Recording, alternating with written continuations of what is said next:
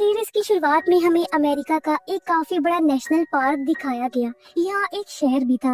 National park बहुत बड़ा था जिसके अंदर काफी सारे पहाड़ और जंगल थी। एक पहाड़ी के ऊपर दो ट्रैकर्स चढ़ रहे होते हैं। उन्होंने खुद को काफी मजबूती से बांधा हुआ था, क्योंकि अगर उन्होंने ऐसा नहीं किया तो वो काफी ऊंचाई से नीचे गिरकर मारे जा सकते थे। उनमें से एक ने ऊपर देखा जहाँ एक लड़की नीचे गिर रही थी, जो आकर उनकी रस्सी पर गिरी। तब दोनों ट्रैकर नीचे गिरने वाले थे, लेकिन उनकी मजबूत रस्सी की वजह से वो तीनों वहाँ बीच में लटक गए। दोनों लड़की तो बच गई थी, लेकिन लड़की मर चुकी थी। दूसरी तरफ हम जंगल में काइल नाम के एक ऑफिसर को देखते हैं, जो अपने बेटे के साथ बैठा बातें कर रहा था। तभी उसके पास कॉल आया और उसे हादसे वाली जगह क्राइम सीन पर आने को कहा जाता है। तब काइल अपने बेटे को अलविदा कहकर अपने घोड़े पर बैठकर क्राइम सीन पर आता है, जहाँ ऑफिसर्स मरने वाली लड़की की लाश को ऊपर लाने की तैयारी कर रही थी। यही एक नई ऑफिसर भी होती है जिसका नाम नाया है। काइल आसपास चेक करता है जहाँ उसे खून पड़ा हुआ मिला, और अब वो दोनों ट्रैकर्स से पूछताछ करने लगता है। ट्रैकर्स ने कहा कि उन्होंने लड़की के अलावा किसी और की आवाज नहीं सुनी और ना ही किसी को देखा था। अब काइल अपने आप को रस्सी से बांधकर नीचे उतारता है। उसने लड़की की लाश की फोटोज खींची और उसे गौर से देखने लगा। इसी बीच गलती से वो लड़की का ब्रेसलेट नीचे गिरा देता है और फिर वो लड़की की लाश को लेकर ऊपर आ गया। उसके जिस्म पर बहुत सारे चोटों के निशान थे, जिसका मतलब कि लड़की काफी दूर से भागकर यहाँ आई और बीच में किसी जानवर ने उस पर हमला कर दिया होगा। फिर काइल एक पत्थर पर खून से भरा हाथ का निशान देखता है, यानी उसका बहुत खून बहा होगा। जिसके बाद सब लोग वापस आकर इस बारे में कैप्टन पॉल को रिपोर्ट करते हैं। साथ ही लाश भी दिखाई। पोस्टमार्टम में ये भी सामने आया कि लड़की के जिस्म पर किसी जानवर के काटने के निशान भी थे। उसके हाथ पर एक सोने का टैटू भी बना हुआ था। और अब पॉल और काइल इस केस पर बात करते हैं। पता चला कि दोनों पुराने दोस्त हैं। अब आसपास कहीं भी किसी जानवर के पंजों या पैरों के निशान नहीं मिले। इससे काइल के मन में शक आया कि इस केस में कोई इंसान भी शामिल हो सकता है। अगले दिन काइल और पॉल पुलिस स्टेशन में आए। तब मेयर कहता है कि इस केस को जल्द से जल्द सॉल्व करो, क्योंकि 5 साल पहले एक अमीर आदमी जंगल में गायब हो गया था और वो दोनों उसके केस को सॉल्व नहीं कर पाए, और आज फिर से एक जान चली गई। जल्दी से इसको हल करो, वरना लोग यहाँ हमारे नेशनल पार्क में आने से डरने लगेंगे। अगर ऐसा हुआ तो हमारा बिजनेस काफी हद तक कम हो जाएगा। मेयर ने काइल से कहा कि अमीर आदमी के वकील से बात करो, लेकिन वो अमीर आदमी के केस से नफरत करता था। रात को काइल ने पहाड़ी से नीचे आकर ब्रेसलेट को ढूंढ लिया। फिर आधी रात को उसने अपनी एक्स वाइफ को कॉल करके कहा कि 2 दिन बाद जो तारों भरी रात होगी, मैं उसे अपने बेटे के साथ देखूंगा। ये सुन उसकी वाइफ डैनी समझ गई कि वो नींद में है। उसने काइल को सो जाने के लिए कहा और फोन काट दिया। अब इस चीज से डैनी के दूसरे हस्बैंड को कोई फर्क नहीं पड़ता था। अगले दिन नाया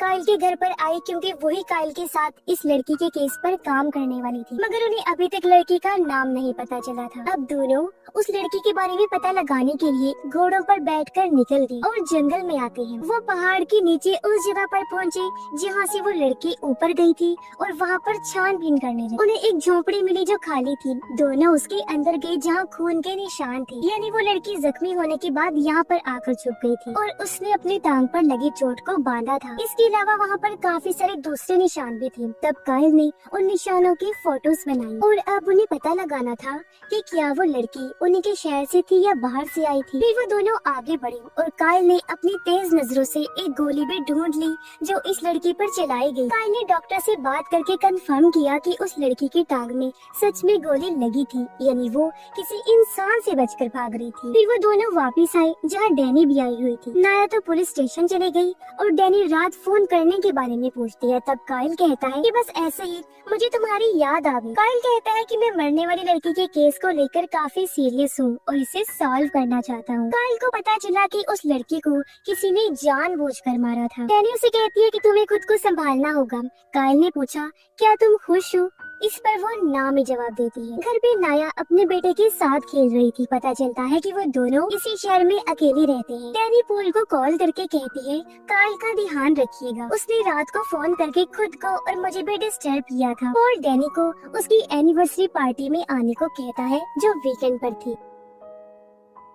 काइल निशानों के बारे में सोच रहा था। फिर अगले दिन उसकी मुलाकात यहाँ के लोकल आदमी से हुई, जो काइल का पुराना दोस्त है और जंगल की देखभाल करता है। यहाँ काइल उसे भी मरने वाली लड़की के बारे में बताता है। रात में नाया मरने वाली लड़की के कैंप के अंदर फोटोज ढूंढ रही थी, जहाँ उसका हस्बैंड धमकी भरे मैसेज कर रहा था कि मैं अपने बेटे को लेने आ रहा हूँ, जिससे वो घबरा गई। काइल रात को अपने बेटे के साथ घर से बाहर बैठकर तारे देख रहा था और तब पता चला कि उसका बेटा तो 6 साल पहले ही मर चुका था। लेकिन काइल आज भी उसे सोचकर, उसे याद करके उससे बातें किया करता था। यहाँ काइल और वहाँ डैनी तारों को देखकर दुखी हो रही थी। तब उसका हस्बैंड उसे संभालता है। इसके बाद हम पास्ट का सीन देखते हैं, जहाँ मरने वाली लड़की नजर आई जो जंगल में खुद को साफ कर रही थी और वो पूरी तरह तब ठीक थी। फिर वो अपने बैग को लेकर आगे बढ़ी, जहाँ उसके बैग से कुछ ड्रग्स की गोलियां गिर गई और तब उसने अपने बैग को एक जगह पर छुपा दिया। इतने में किसी ने गोली चला दी जो उसकी टांग पर लगी, जिससे वो दर्द में तड़पने लगा। काइल फिर से खोज करने जंगल में गया, जहाँ उसे ड्रग्स की गोलियां मिल गई, जिस पर टैटू जैसा ही कुछ बना हुआ था और तब काइल समझ गया कि ये उसी लड़की का है। दूसरी तरफ एक सेलर लड़का लोगों को सामान बेच रहा था। तब काइल आकर उसकी कार देखने लगा। सेलर उसके पास आया और काइल ने उसकी कार में से नशे वाली चीज निकाली। इस बारे में सेलर से पूछने लगा। तब सेलर कहता है कि ये तो मेरे दोस्त का है। काइल ने उसे ड्रग्स की गोलियां भी दिखाई और कहा कि ये भी तेरी नहीं है और अब मैं तुझे जेल में डाल दूंगा। सेलर काफी डर गया। काइल ने उसे गोलियां कौन बेच रहा है ये बताने के लिए कहा। तब सेलर कहता है कि मुझे इस बारे में कुछ नहीं पता। काइल ने उसे मरने वाली लड़की का फोटो दिखाया। तब सेलर कहता है कि मुझे इस बारे में भी कुछ नहीं पता। काइल ने उसे वो सोने वाला टैटू दिखाया। तब सेलर कहता है कि मैं इस बारे में पता लगाऊंगा, जिस पर काइल उसकी बात मानकर वहाँ से चला गया। अब काइल एक होटल में आकर एक वेट्रेस से मिला जो उसकी दोस्त थी, जिसकी कुछ देर बाद यहाँ पुल भी आ गया। दोनों इस होटल में बैठकर मरने वाली लड़की के बारे में बात करने लगे। मेयर की वजह से दोनों बहुत परेशान थे। अब पॉल कहता है कि तुम्हें डैनी को रात को फोन नहीं करना चाहिए और तुम्हें अब उस घर को भी छोड़ देना चाहिए। तब काइल कहता है कि मैं अपनी वाइफ को संभाल लूंगा, आप इस मैटर से दूर रहिए। अब काइल ने डैनी को फोन लगाकर कहा कि तुम्हें मेरी शिकायत पॉल को करने की जरूरत नहीं है, जिसमें आज के बाद मैं तुम्हें कभी भी फोन नहीं करूँगा। वो नाराज हो गया था। अमीर आदमी की वकील काइल से बात करने आई, क्योंकि उसके केस को हैंडल करने वाला ऑफिसर काइल ही था। वो उसे कई सारे सवाल करती है, जिसका ठीक ठीक जवाब वो देता भी है। लेकिन जब वकील ने ये कहा कि जब तुम इस केस को सॉल्व कर रहे थे तो तुम्हारी दिमागी हालत ठीक नहीं थी, क्योंकि तुमने अपने बेटे को खो दिया था, तब ये सुनकर वो गुस्सा हो गया और उसे इग्नोर करके घर के अंदर आ जाता है, जहाँ वो अपने बेटे को याद करके दुखी हुआ और सोचता है कि मैंने ही उसकी लाश को नदी में से बाहर निकाला था। कुछ देर बाद नया घर पर आई। उसने बताया कि ऑटोप्सी से उन्हें पता चला है कि वो लड़की नशे में नहीं थी और आगे क्या करना चाहिए। तब काइल कहता है कि हमें कुछ लोगों से बात करनी चाहिए। फिर दोनों 4 घंटे का सफर तय करने के बाद जंगल में उस जगह पहुंचे जहाँ हिपीज रहते हैं, यानी बेघर लोग जो नशे के आदी होते हैं। दोनों आगे बढ़े और हिपीज की हट से बात करने लगते हैं। काइल ने उनके ग्रुप से ड्रग डीलर के बारे में पूछा। तब हिपीज की हेड कहती है कि वो शायद कुछ सुकून लेने जंगल में गया होगा। नाया ने मरने वाली लड़की के बारे में हिपीज की हेड के साथ सभी लोगों को पूछना शुरू किया और उसका फोटो दिखाया। तो वहाँ पर वो समझ गई कि एक लड़की उसे जानती है और नाया उससे पूछताछ करने लगी, लेकिन बाकी लोग आकर उसे रोक देते हैं। तब काइल नाया को लेकर निकल गया क्योंकि उन लोगों से उन्हें खतरा हो सकता था। साथ ही काइल ये भी समझ गया था कि उन लोगों को मरने वाली लड़की के बारे में पता है और खास तौर पर हिपीज की हेड जानती है और उन्हें अब ड्रग डीलर को भी ढूंढना है, क्योंकि उससे कुछ पता लग सकता है। फिर हम एक शिकारी डेक्स को देखते हैं, जो काइल का दोस्त था और काइल उससे मिलने आया होता है। काइल को डेक्स का जंगल में रहना बिल्कुल पसंद नहीं था। उसने मरने वाली लड़की के बारे में बताया। तब डेक्स कहता है कि हाँ, मैंने उसके बारे में सुना था, लेकिन उस लड़की के बारे में सच में मुझे कुछ नहीं पता। काइल पूछता है, क्या तुमने ड्रग डीलर को देखा? तब डेक्स ने मना कर दिया। काइल ने डेक्स की गन को लेकर एक गोली मारी, क्योंकि वो मरने वाली लड़की की गोली से इसको मैच करना चाहता था। उसकी ये हरकत डेक्स को बिल्कुल पसंद नहीं आई और काइल वहाँ से निकल जाता है। अब सेलर एक टैटू आर्टिस्ट के पास आकर सोने वाले टैटू के बारे में पूछता है। उसने कहा कि ऑफिसर काइल ने इस बारे में पूछा था, जिसमें वो मरने वाली लड़की के जिस्म पर वो टैटू बना हुआ था। तब टैटू आर्टिस्ट कहता है कि वो टैटू मैंने नहीं बनाया और तुम्हें यहाँ से निकलना होगा। तब सेलर बाहर आया और वहीं पर उसी टैटू आर्टिस्ट का मैसेज आया कि इस टैटू के बारे में बात मत करना और यहाँ से निकल जाओ। तब सेलर ये सुनकर चौंक गया। रात में सेलर अपने घर का सामान लेकर कार में आया, तब पीछे से किलर ने आकर गला दबोचकर उसकी जान ले ली। अगले दिन पॉल के घर पर पार्टी चल रही थी, जहाँ पुलिस स्टेशन के सभी लोग आए थे। यहाँ काइल के साथ साथ डैनी भी आकर उससे बात करने लगी। वो दोनों पुराने दिनों को याद करने लगते हैं। यहाँ एक ऑफिसर नाया को काइल के बारे में सब कुछ पता आता है। तालाब में कुछ लड़कियां नहा रही थी। तब एक लड़की को सेलर की लाश तैरती हुई नजर आई, जिससे वो बेहद डर जाती है। रात को पुलिस स्टेशन में नाया काम में लगी। तब उसे एक छोटी लड़की का फोटो मिला जो मरने वाली लड़की जैसी दिख रही थी, और ये लड़की भी सालों पहले उन्हीं की नेशनल पार्क में गायब हो गई। तब नाया ने दोनों फोटोज को कंपेयर करवाया और वो दोनों एक ही थी। जिस लड़की का नाम था लूसी। काइल जंगल में था। लूसी कौन से रास्ते से गई थी ये पता लगा रहा था, जहाँ तभी उसे सेलर की लाश मिलती है। तभी उसे नाया का फोन आया। बताया गया कि मरने वाली लड़की का नाम लूसी था। अब हमें लूसी का पास्ट नजर आया, जिसमें वो अपनी माँ के साथ थी और दोनों बातें कर रही थी। पता चला कि लूसी की माँ मेंटली डिस्टर्ब थी और वो मरने के बाद की बातें किया करती। उसने अपने बारे में काफी बातें लूसी को बचपन में ही बता दी थी। उसकी माँ के नाक से खून बहने लगा, तब वो समझ गई कि वो ज्यादा दिन तक जिंदा नहीं रह पाएगी और वहाँ से वो वापस अपने घर आ गई थी। कुछ दिनों बाद लूसी ने अपनी माँ को खो दिया और अब से उसका ध्यान उसका सुतेला बाप रखने वाला था, जिसका नाम सैफ होता है। उधर वो दोनों पोल को भी बता देते हैं कि मरने वाली लड़की लूसी थी, लेकिन 10 सालों पहले लूसी उसके डैड सैफ के घर को छोड़कर गायब हो गई थी। उसके बारे में किसी को कुछ नहीं पता चला था। सबको शक था कि सैफ ने ही उसे मार दिया होगा, लेकिन सैफ के खिलाफ कोई सबूत नहीं मिला। और तब नाया ने सैफ के बारे में पूछा। काइल कहता है कि उसे लूसी का खूनी समझकर किसी ने जान से मार दिया था, मगर उसके खिलाफ सच में कोई सबूत नहीं मिला था। काइल लूसी के भाई के बारे में बात करता है कि हमें उससे बात करनी होगी। फिर काइल बाहर आया, तब उसे वहाँ पर डैनी मिली। वो कहती है मैंने तुम्हारी पोल से कंप्लेन नहीं की थी, बस मुझे तुम्हारी फिक्र हो रही और तुमने मुझे पूछा था क्या मैं खुश हूँ, तो सच ये है कि मैं खुश नहीं। मैं हमारे बेटे को बुलाने की कोशिश करती हूँ, लेकिन मैं ये नहीं कर पा रही और काश मैं एक अच्छी माँ बन पाती। तब ये सुनकर काइल भी इमोशनल हो जाता है। काइल उसे कहता है कि लूसी के केस में मुझे डेक्स पर भी शक है। तब डेक्स का नाम सुनकर डैनी चौंक गई और फौरन वहाँ से निकल जाती है। तब वहाँ नाया आ गई और ये दोनों लूसी के भाई के पास जाने के लिए निकल गई। ये जब अंदर गई तो वहाँ पर एक लड़का उसे देखकर भाग गया। तब काइल ने उसका पीछा किया और उस लड़के ने काइल को पकड़कर लड़ना शुरू कर दिया। वो मारता भी है, लेकिन नाया उसे गन पॉइंट पर पकड़ लेती। पता चला कि यही लूसी का भाई है। काइल कहता है हम पुलिस वाले हैं। फिर दोनों ने उससे लूसी के बारे में पूछा। वो कहता है कि वो सालों पहले गायब हो गई थी और उसके बाद मुझे आज तक इस बारे में कुछ नहीं पता चला। पिछले 10 सालों में हम कभी भी नहीं मिले हैं। तब नाया ने बताया कि वो मर चुकी। लूसी का भाई चौंक गया। फिर काइल ने लूसी के ड्रग्स के बारे में पूछा। उसने फिर कहा कि मैं नहीं जानता।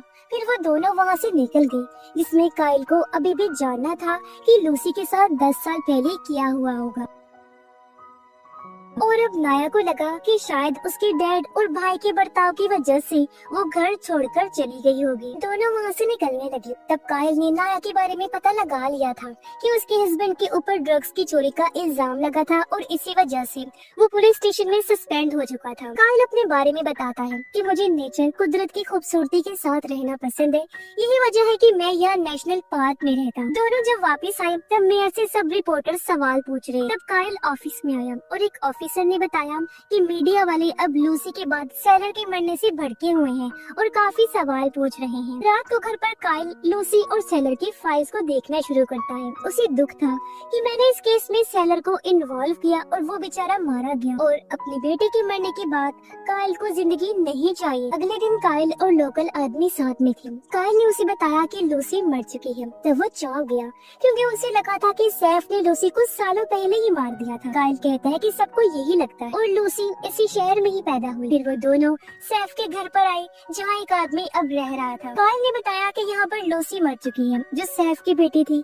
क्या वो इस घर में आती जाती थी? वो कहता है कि नहीं, लेकिन मैंने इस लड़की को सामने के पहाड़ पर देखा था जो भाग गई थी। तब काइल उस जगह को देखकर समझ गया कि लूसी वहाँ अपनी माँ के साथ यादों को ताज़ा कर रही हो। अब काइल लूसी के बारे में और भी चीजें जानना चाहता था कि वो इन सालों में कहाँ छुपी थी और यहाँ तक वापस कैसे पहुँची। अब काइल आकर टैटू आर्टिस्ट से मिला और उसने सेलर को टैटू के लिए मैसेज भेजा था। उसके बारे में वो पूछने लगा। तब टैटू आर्टिस्ट ने कुछ नहीं बताया। काइल ने टैटू आर्टिस्ट को सच बताने के लिए कहा और मारा। तब उसने उस टैटू का मतलब बताया। काइल ने ड्रग्स की गोलियों के बारे में पूछा और तब टैटू आर्टिस्ट कहता है कि मैं ड्रग्स का कारोबार नहीं करता, इसलिए मुझे इस बारे में कुछ नहीं पता और मैंने इसी वजह से सैलर को इन सब से दूर रहने के लिए कहा था। उधर नाया हिपीज के कबीले में आई जहाँ फिलहाल कोई भी नहीं था, इसीलिए वो झोपड़ी के अंदर गई चेक करने, लेकिन तभी उसके ऊपर बहुत सारी लकड़ियाँ गिर पड़ी और वो झोपड़ी के नीचे बनी गहरी केव यानी गुफा में जा गिरती है। फिर काइल उसके घर पर आया, तब उसने देखा कि वहाँ पर नाया की कार भी थी और घोड़ा भी है,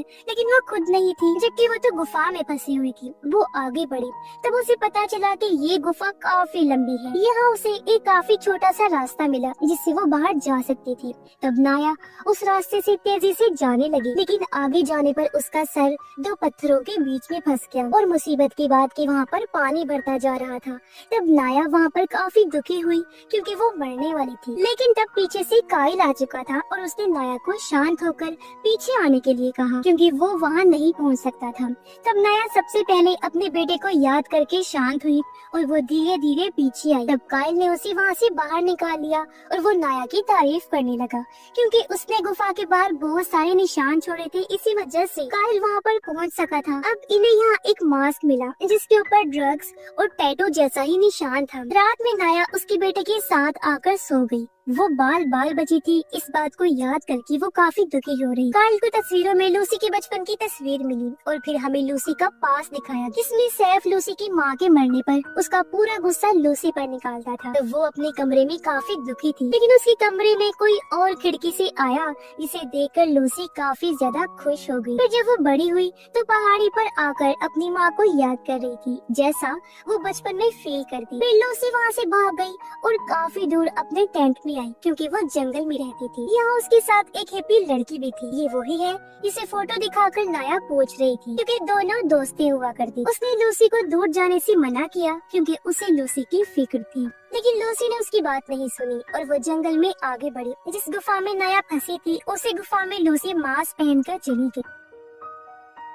प्रेजेंट टाइम में काइल और नाया जंगल में जाने की तैयारी कर रही थी, जिसके कुछ देर बाद दोनों जंगल में उसी गुफा के आसपास चीजें देख रहे। वो जब गुफा के अंदर गए तो पता चला कि ऐसी बहुत सारी गुफाएं हैं और हजारों रास्ते हैं। जब ये दूसरे रास्ते से बाहर निकले तो उन्हें वहाँ पर काफी सारा कचरा मिला और वो कचरा शायद से ड्रग्स बनाने में यूज होता था। इन्हें वहाँ ड्रग डीलर के चेहरे का कटा हुआ हिस्सा मिला जिसे किसी ने बेरहमी से मार दिया था। उन्हें पता चला कि इसे एक हफ्ता पहले किसी ने मारकर यहाँ फेंक दिया और इसे गोली से मारा गया था। तब नाया ने उसके जिस्म के बाकी हिस्सों को भी ढूंढ लिया जिसे जानवरों ने नोच लिया होगा। उसके जिस्म के हिस्से वो हिपीज की हेड को दे देती है। काइल को शक था कि सभी कत्लों में ये लोग शामिल हो सकते हैं, इसीलिए काइल ने यहाँ पुलिस को बुलाया। उसने ड्रग्स के बारे में लूसी और ड्रग डीलर के बारे में पूछा, लेकिन हिपीज की हेड को इन सब के बारे में कुछ भी नहीं पता था। काइल ने पूछा कि तुम उस जगह पर क्यों रहती हो? तब उसने कहा कि जब मेरी लाइफ सेट थी तो मुझे पता चला कि मुझे कैंसर है। मुझे एहसास हुआ कि पैसा भी मुझे नहीं बचा सकता, इसीलिए मैंने वहाँ रहने का फैसला किया था क्योंकि मैं नेचर में मरना चाहती, इसीलिए मैं जंगल में आकर रहने लगी। अब देखो,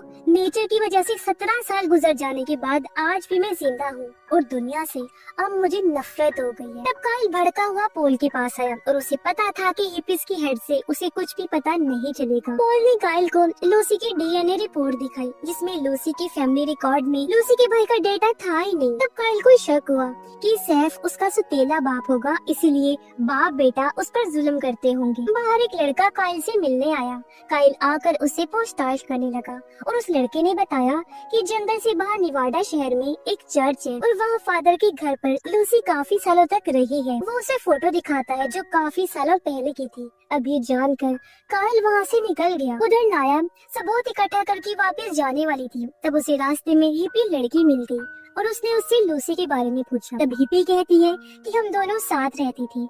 लूसी अपने किसी काम के लिए बार बार गुफा में जाती, लेकिन मुझे नहीं पता था कि वहाँ पर क्या है। वो बचपन से यहाँ पर रह रही थी, लेकिन फिर वो यहाँ से निकलकर किसी और जगह पर चली गई, मगर वापस लौटकर फिर से यहाँ पर आ गई।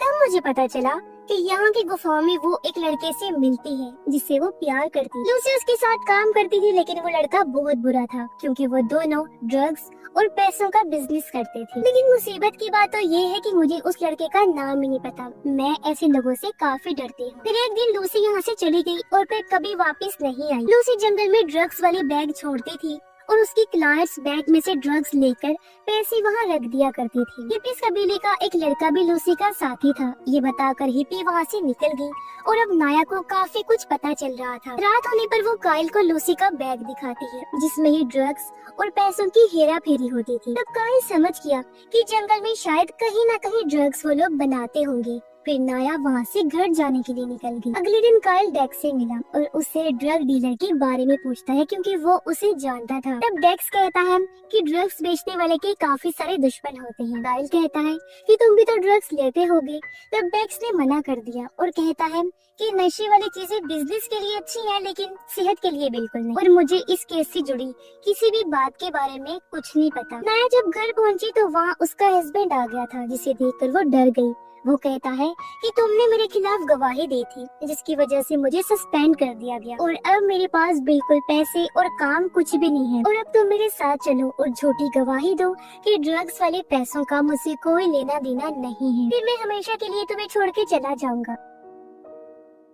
नाया कहती है तुम्हारी जॉब तुम्हारी रिश्वत लेने की वजह से गई थी, इसमें मेरी कोई गलती नहीं है। तब वो धमकी देता है कि मैं हमारे बेटे को हमेशा के लिए अपने साथ ले जाऊंगा। तब नाया ने उसकी बात मान ली और वो कल सुबह उसके साथ जाने को तैयार। लेकिन ये नाया की चाल थी क्योंकि वो कुछ ही देर बाद अपने हस्बैंड को चकमा देकर बेटे को लेकर भाग जाती है। दूसरी तरफ डेक्स काइल से पूछता है कि लूसी को गोली कहाँ लगी थी। तब काइल ने पूछा क्या तुम लूसी को जानते हो।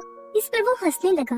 तब काइल कहता है कि अगर तुम इसमें शामिल हुए तो मैं तुम्हें नहीं छोड़ूंगा। तब डेक्स कहता है फिर तो तुम्हारे राज भी बाहर आ जाएंगे। इतनी ही देर में यहाँ पोल भी आ गया। जब उसे पता चला कि दोनों के बीच कुछ ठीक नहीं चल रहा तो वो काइल को लेकर निकलने लगा क्योंकि डेक्स उसे डैनी और उसकी होटल वाली दोस्त का नाम लेकर चिढ़ा रहा था। बाहर आकर पोल कहता है कि तुम इस केस को और अपने बेटे की मौत को लेकर पागल हो रही हो और तुम्हें इस शहर को छोड़कर निकलना होगा। तब काइल कहता है मैं लूसी को इंसाफ दिलाने के बाद यहाँ से जाऊंगा। पोल ने काइल को शांत होने के लिए कहा और पूछा कि तुम्हारे और डेक्स के बीच में क्या प्रॉब्लम है। तब काइल कहता है कि हमारे बीच में ऐसी कोई बात नहीं है। कुछ देर बाद काइल घर आया। तब उसे वहाँ पर नाया और उसका बेटा मिला जो अपने हस्बैंड से बचकर यहाँ पर आकर छुपी थी। तब उनके आने से काइल को अच्छा लगा लेकिन वो अपने बेटे के खिलौने को हाथ नहीं लगाने दे रहा था। उधर कुछ देर बाद पुलिस वालों ने सिर्फ लूसी के साथी को छोड़ा। वो चुपचाप गुफा के पास आया और मास्क पहनकर गुफा के अंदर घुसा और अपने खुफिया ड्रग के अड्डे पर पहुंचा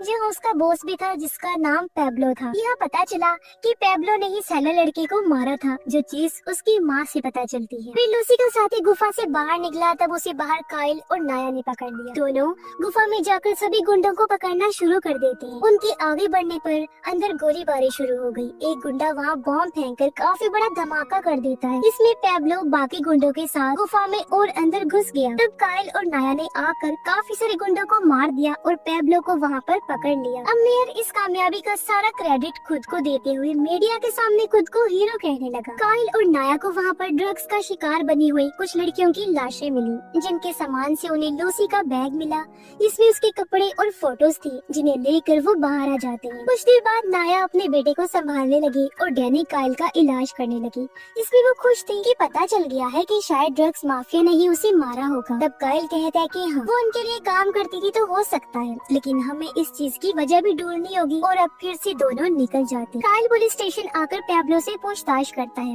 मरने वाले लोग और लूसी के बारे में। तब पैब्लो कहता है कि मैं उनमें से किसी को भी नहीं जानता। काइल कहता है कि सेलर की आईडी तुम्हारे अड्डे पर मिली है और तुमने ही उसे मारा है और तुमने ही बाकी लोगों को भी मारा होगा। तब पैब्लो भड़क गया लेकिन काइल को पता था कि वो मुंह नहीं खोलेगा इसलिए काइल ने आकर बाकी गुंडों को बताया कि पैब्लो ने बता दिया है कि तुम लोगों ने ही सब लोगों को मारा है। और तब गुंडों ने भी यही बताया कि हमें कुछ नहीं पता जिससे काइल परेशान हो गया क्योंकि फिर से कुछ पता नहीं चल पा रहा। वहीं पर मेयर अब इस पूरे केस का फायदा उठा रहा था जिससे ये दोनों भी काफी हैरान। फिर काइल ने लूसी के साथ मरने वाले सभी लोगों की लोकेशन को देखना शुरू किया और लूसी कहाँ कहाँ पर भागी थी ये वो सोचने लगा। वो हर रास्ते को देख रहे थे। यहाँ उसकी मुलाकात लोकल आदमी से हुई और उसे बताया कि इस केस में मुझे खास कोई जानकारी नहीं मिल रही है। डैनी जब घर पर थी तो नाया का हस्बैंड अपने बेटे और वाइफ को ढूंढते हुए यहाँ आ गया। तब डैनी डैनी ने मना कर दिया कि वो यहाँ नहीं है, पर तभी उसका बेटा अंदर से बाहर आ गया और जब उसे पता चला कि ये दोनों अकेले हैं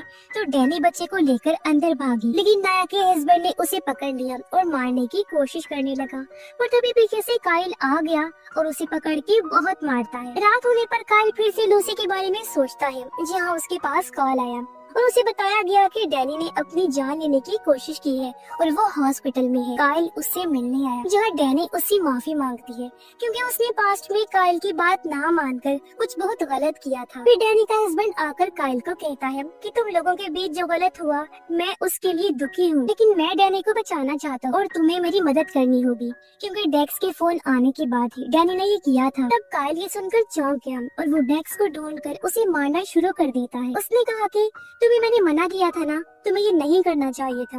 और तब डेक्स ने कहा तुम भी तो अपनी वाइफ को समझा नहीं सकी। और तब काइल ने डेक्स को गन पॉइंट पर पकड़कर धमकाया और वहाँ से चला जाता है। अगले दिन पॉल काइल के पास आया, कहता है कि कल रात जो तुमने किया ठीक नहीं किया और अब तुम्हारी वजह से हमारे सीनियर्स की मीटिंग बैठी है और तुम्हें डेक्स से प्रॉब्लम क्या है। तब काइल कहते हैं मुझे वो बिल्कुल नहीं पसंद और मुझे उस पर शक भी है। फिर वो दोनों आकर अपने सीनियर से मिले और तब काइल को उसके बुरे बर्ताव की वजह से सस्पेंड कर दिया गया था और उसका केस दूसरे ऑफिसर को सॉल्व करना था। तब काइल मान गया और इस चीज से नाया परेशान थी। काइल ने कहा मैं हमारे साथी को सारी जानकारी दे दूंगा। फिर वो वहाँ से निकलने लगा। इस वजह से लोकल आदमी भी काफी परेशान हुआ। फिर वहाँ पर ऑफिसर्स आए और काइल ने सारे केस की फाइल्स उन्हें दी। काइल को लूसी का फोन भी मिला जिसे वो अपने पास रख लेता है और उसने फोन से इस केस को सॉल्व करने का फैसला किया। उसने फोन देखा जिस पर पासवर्ड लगा हुआ था। तब उसने अपने दोस्त की मदद ली और लूसी की लाश को निकाल कर उसकी फेस आईडी से फोन को ऑन कर लिया। काइल फोन में बहुत सारी फोटोज और वीडियोस देखने लगा। एक फोटो में उसे लूसी का दोस्त दिखाई दिया जो और कोई नहीं बल्कि डेक्स ही था और अब ये देखकर काइल सभी चीजें समझने लगा। इस बारे में उसने नाया को बताया और अब वो जंगल में जाने वाला था। फिर काइल ने डैनी को भी फोन करके डेक्स के बारे में बताया जिसमें वो डेक्स को पकड़ने वाला था और शायद उसने लूसी को मारा था। जैसे ही वो डेक्स को पकड़ेगा तब डैनी और काइल का राज भी खुलने वाला है। इस पर डैनी कहती है मैं इस चीज के लिए अब पूरी तरह से तैयार। फिर काइल अपना घोड़ा लेकर आगे बढ़ा और डेक्स के अड्डे पर जाकर उसे ढूंढने लगा, लेकिन वो वहाँ पर नहीं था और तब अचानक डेक्स काइल को गोली मारकर जख्मी कर देता है। डेक्स ने आकर काइल को देखा जो वहाँ से भाग गया था। दोनों एक दूसरे का पीछा करने लगे और वहाँ पर गोलीबारी चल पड़ी जो रात तक होती रही। डेक्स समझ गया कि काइल आस पास ही छुपा होगा, तब वो कहता है तुम्हें मेरे रास्ते में नहीं आना चाहिए था। काइल ने उस पर गोली चलाई लेकिन उसकी गोलियां खत्म हो चुकी थी और उसकी गन की आवाज से डेक्स ने काइल को पकड़ लिया और कहता है तुम्हें पता है कि अगर तुम मुझे पकड़ने आई तो मैं तुम्हें मार दूंगा और अब तुम्हें मरना होगा। फिर डेक्स काइल को गोली मारने वाला था तब एक गोली चली जिसमें नाया ने आकर डेक्स को वहीं पर मार दिया और नाया ने देखा कि वहीं पर काइल बेहोश हो चुका है। अब जब काइल होश में आया तो वहाँ पर पॉल काफी खुश था और उसने बताया कि डेक्स ने ही लूसी को मारा होगा और अब ये केस खत्म हो चुका है। नाया भी काइल को देखकर काफी खुश थी। काइल ने उसका शुक्रिया अदा किया कि मेरी जान तुमने बचाई और एक बेहतरीन तरीके से इस केस को हल किया। तब नाया कहती है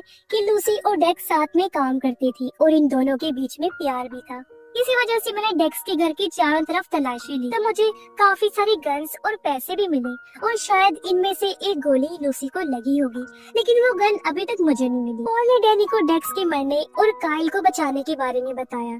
तब डैनी काफी खुश हुई और ये चीज उसके हस्बैंड ने भी सुन ली। वो पूछता है कि क्या हुआ। तब डैनी ने बताया कि काइल बच तो गया है लेकिन मुझे तुम्हें एक राज बताना, इसके बाद शायद तुम मुझे छोड़ दोगे, लेकिन मुझे अब फर्क नहीं पड़ता। असल में कुछ सालों पहले मेरे बेटे को उसी अमीर आदमी ने मार दिया था। इसके बारे में हमें कभी भी पता नहीं चलने वाला था, लेकिन डेक्स जो कभी काइल का साथी हुआ करता था उसने जंगल में कुछ कैमरा सिक्योरिटी के लिए लगवा दिए और उनमें से एक से हमने देखा कि अमीर आदमी हमारे बेटे को बहाने से जंगल में लेकर गया और वहाँ उसे मार दिया। तब ये चीज हमें डेक्स ने बताई। वो अमीर आदमी को मारने को भी तैयार था, लेकिन काइल ने मना कर दिया क्योंकि वो कानूनी तौर पर उसे पकड़कर जेल में सजा दिलवाना चाहता था। लेकिन हमें पता था कि वो आदमी क्योंकि काफी अमीर है तो अदालत से वो बच जाएगा। लेकिन फिर भी काइल इस चीज के लिए नहीं माना। तब मैंने डेक्स को पैसे देकर अमीर आदमी को मार देने के लिए कहा। डेक्स ने अमीर आदमी को तड़पा तड़पा कर मार दिया और उसकी लाश को हमेशा के लिए गायब करवा दिया। और ये चीज फिर काइल को जब पता चली तो वो मुझसे नाराज हो गया और उसने शराब पीकर अपनी जिंदगी बर्बाद कर ली और मुझे भी छोड़ दिया। और शायद अब तुम भी मुझे छोड़ दोगे। डेक्स का खात्मा हो चुका है, इसलिए मैं सब तुम्हें बता रही हूँ और आगे क्या करना है तुम पर छोड़ती हूँ। जो सुनकर उसका हस्बैंड काफी परेशान हो गया। दूसरी तरफ सभी लोग नाया की तारीफ करने लगते हैं, जिससे वो काफी खुश थी। पर अब उन लोगों को डेक्स के ड्रग्स के बिजनेस के बारे में पता लगाना था कि वो कहाँ तक फैला हुआ है। रात होने पर डैनी आकर काइल से मिली, कहती है मुझे अब कुछ नहीं हो सकता। तब काइल कहता है कि मुझे अभी भी हमारा बेटा नजर आता है, मैं कभी उसे भूल नहीं पाया और नहीं भूल पाऊंगा। हम साथ में खेलते हैं और मुझे इस चीज से फर्क नहीं पड़ता कि ये गलत है, क्योंकि ये चीज मुझे खुशी देती है और मैं वादा करता हूँ कि अब मैं अपनी जिंदगी को बदलने की कोशिश करूँगा। रात को काइल तालाब के पास बैठा हुआ था, जहाँ लोकल आदमी आकर शराब पीने लगा। काइल बताता है कि मैंने शराब छोड़ दी है और मुझे लूसी की लाश चाहिए ताकि हम उसे दफन करें और उसकी आत्मा को सुकून मिल सके। तो वो कहता है तुमने लूसी के केस में पहले भी काफी ज्यादा मेहनत की थी, लेकिन अब तुम्हें इन चीजों को छोड़ना होगा। तब काइल कहता है कि मैं इस बारे में सोचूंगा, क्योंकि वो अभी भी लूसी के बारे में सभी चीजें जानना चाहता था। इसलिए काइल ने अगले दिन पॉल को बताया कि मैं निवाडा में जा रहा हूँ और वहाँ जाकर ही शायद मुझे कुछ पता चलेगा। अब पॉल इस चीज के खिलाफ था, लेकिन काइल वहाँ से निकला और निवाडा के चर्च में पहुँचा, जो बर्बाद हो चुका था। उसने चर्च के पास के घर को देखा, जहाँ पर एक बूढ़ी औरत रहती थी, लेकिन वो ठीक से बोल भी नहीं सकती थी। तब काइल ने उसे लूसी का फोटो दिखाकर उसके बारे में पूछा, तब औरत कुछ भी नहीं बताती। घर को चेक करते हुए काइल नीचे बेसमेंट में आया और उसे पता चला कि वो लोग यहाँ पर बच्चों को कैद करके रखते होंगे। यहाँ उसे वही निशान दिखे जो लूसी ने झोपड़ी में भी बनाए थे। बूढ़ी औरत बताती है कि इस जगह को मेरा हस्बैंड चलाया करता था और मेरी बेटी भी कभी कभी यहाँ आती थी। काइल एक बार में बूढ़ी औरत की बेटी से आकर मिला और उससे लूसी के बारे में पूछा। तब उस लड़की ने बताया कि मेरे डैड चर्च की फादर थी और वो चर्च के नाम पर बच्चों को पालती थी, जिसमें वो गवर्नमेंट और कई बार बच्चों के मॉम डैड से भी पैसे लेकर बच्चों को चर्च में कैद रखती थी। सबको लगता था कि मेरे डैड काफी अच्छे थे, लेकिन वो पैसे लेकर बच्चों को काफी कम खाना देते और उन्हें बेसमेंट में बंद करके उनका ध्यान नहीं रखते। फिर वो कहती है कि लूसी भी यहाँ पर रहती थी, लेकिन वो बहुत रोती थी और मेरे डैड से बहुत नफरत करती। उसने धमकी दी थी मेरे डैड को कि मैं पुलिस वाले की बेटी हूँ जो आकर तुम्हें पकड़ लेगा, लेकिन फिर एक दिन वो भाग गई। और अब ये सुनकर काइल चौंक जाता है। वो पॉल को फोन करता है और इस केस को सॉल्व करने में मदद मांगता है। कुछ घंटों के बाद वो दोनों तालाब के पास मिले। पॉल ने काइल से पूछा कि तुम्हें क्या पता चला। तब काइल कहता है कि लूसी चर्च में ही रहती थी। मैंने उसके डीएनए रिपोर्ट को फिर से चेक किया, तब मुझे पता चला कि उसका डीएनए आपकी बेटी से मैच हो रहा है, जो तुमने पेपर से हटाकर मुझसे पहले ही छुपा दिया था, यानी असल में लूसी तुम्हारी बेटी। तो पॉल ने इस चीज को मान लिया और कहा कि इस बारे में मेरी वाइफ को नहीं पता था, लेकिन फिर लूसी की माँ ने मरने से पहले उसे बता दिया था कि मैं ही उसका असली बाप हूँ। तब काइल ने पूछा कि क्या तुमने लूसी को सैफ के घर से भगा दिया था। तब पॉल ने कहा कि हाँ, क्योंकि लूसी की माँ ने मुझे कहा था कि सैफ उन दोनों को मारता है, इसलिए मैंने लूसी को वहाँ से भगाकर चर्च के फादर के पास छोड़ा। सुनने में आया था वो काफी अच्छा फादर था। फिर मैंने सैफ को फंसाने की कोशिश की, लेकिन इसी बीच किसी ने उसे मार दिया। तब काइल कहता है कि तुम उसे लेने वापस क्यों नहीं गई। फादर और उसकी फैमिली बच्चों को काफी मारते पीटती। तो पॉल कहता है कि मुझे अपनी फैमिली को भी तो देखना था ना, लेकिन फिर लूसी बड़ी होकर वापस आ गई और अगर वो सबको सच बता देती तो मुझे सब सच खोलना पड़ता। मैंने उसे काफी सारे पैसे और घर भी ऑफर किया, लेकिन वो फिर भी नहीं मानी। मुझे पता चला कि वो डेक्स के साथ रह रही है। फिर वो मुझे ब्लैकमेल करके मेरे से पैसे लेने लगी और उसे मैंने काफी सारे पैसे दिए भी थे। और फिर मुझे पता चला कि वो इसी जंगल में रहने लगी थी और इसी वजह से मैंने उसे यहाँ से निकलने के लिए कहा। लेकिन फिर एक दिन वो मेरी पोती को लेकर जंगल में घूमने चली गई। तब मैंने उसका पीछा किया। मैंने अपनी पोती को घर छोड़ा और उसे समझाया कि उससे ये जगह छोड़नी हो, लेकिन वो भाग रही थी और मैंने उसे रोकने के लिए उसके पास गोली चलाई, जो गलती से उसकी टांग पर लगी और फिर वो वहाँ से भागी। तो मैंने उसका पीछा किया। मैंने उसे सिर्फ समझाना चाहा था, लेकिन वो काफी डर गई थी और भागते भागते जख्मी होकर पहाड़ी के पास आ गई। उसने अपनी जान ली और नीचे गिरकर वो मारी गई। लेकिन इसमें मेरी कोई गलती नहीं है, मैं सिर्फ अपनी फैमिली के भले के लिए ये सब कर रहा था। तब काइल कहता है कि पोल ये गलत ही किया तुमने, क्योंकि वो भी तुम्हारी ही बेटी थी और अब तुम्हें उसे इंसाफ खुद देना होगा। और अब जैसे काइल वहाँ से जाने लगा, पोल खुद को शूट करके अपनी जान ले लेता है। काइल इस चीज से काफी दुखी हुआ और पोल की लाश पानी में डूबकर नदी में बह गई। कुछ दिनों के बाद लोकल आदमी और उसके लोगों ने मिलकर लूसी का फ्यूनरल किया, उसे दफन वगैरह किया ताकि उसकी आत्मा को सुकून मिल सके। काइल भी तालाब के पास आकर अपने बेटे को याद कर रहा था। उसे दुख था कि मैंने अपने बेटे को नहीं बचाया। तब उसके बेटे की आत्मा कहती है, पापा कोई बात नहीं, इसमें आपका कोई कसूर नहीं है और अब मैं हमेशा के लिए यहाँ से जाने वाला हूँ ताकि मेरी आत्मा को भी सुकून मिल सके और आपको भी, और आप मेरी बात अपनी लाइफ को ठीक कर लीजिएगा। इसके लिए काइल को दुख तो हुआ लेकिन वो राजी हो गया। लेकिन वो कहता है कि बेटा तुम हमेशा मेरी यादों में रहोगे, और अब दोनों मिलकर आखिरी अलविदा लेते। अगले दिन नाया काइल के घर पर आई। तब उसे वहाँ पर एक बॉक्स मिला जिसमें काइल ने अपने बेटे के सारे खिलौने नाया के बेटे के लिए छोड़ दिए थे। और तब नाया वहाँ से घोड़ा लेकर आगे बढ़ी ताकि नेशनल पार्क की हिफाजत कर सके। दूसरी तरफ काइल भी नेशनल पार्क जा रहा होता है। अपने पास्ट और दुखों को हमेशा से भुलाने का उसने ठान लिया था और अब वो नई जिंदगी की शुरुआत करेगा, जो सोचकर वो खुश हो रहा था। और इसी के साथ ही ये सीजन यहीं पर खत्म हो जाता है।